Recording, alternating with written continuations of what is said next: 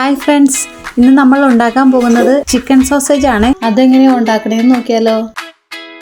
ഇതിന് നമ്മൾ എടുത്തേക്കുന്നത് 2 പാക്കറ്റ് സോസേജ് ആണ്. ഇത് കഴുകി എടുത്തിട്ട് നമുക്ക് ചെറുതായിട്ട് അരിഞ്ഞെടുക്കാം. ഒരു പാൻ എടുത്ത് ചൂടായതിനു ശേഷം കുറച്ച് കടുക് ഇടാം. നമുക്ക് 2 സബോള അരിഞ്ഞതും 4 പച്ചമുളകും കുറച്ച് ഇഞ്ചിയും വെളുത്തുള്ളിയും ചതച്ച് ഇടാം.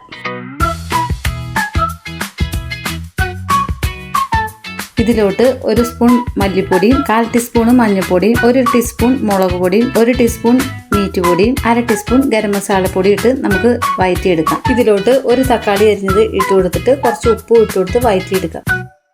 ഇത് വഴറ്റി വന്നതിന് ശേഷം നമുക്ക് ഇതിനകത്തോട്ട് കുറച്ച് വെള്ളം ഒഴിച്ചിട്ട് നന്നായിട്ട് എണ്ണ തെളിയണ വരെ വഴറ്റിയെടുക്കാം.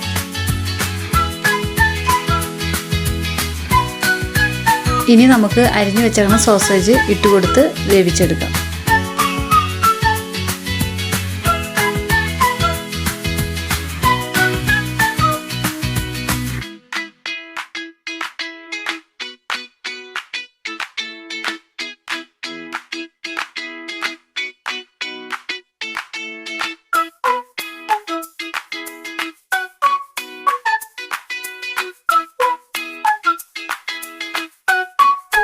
ഏകദേശം ഇത് 10 മിനിറ്റ് വരെ വേവിച്ചെടുത്താൽ മതി.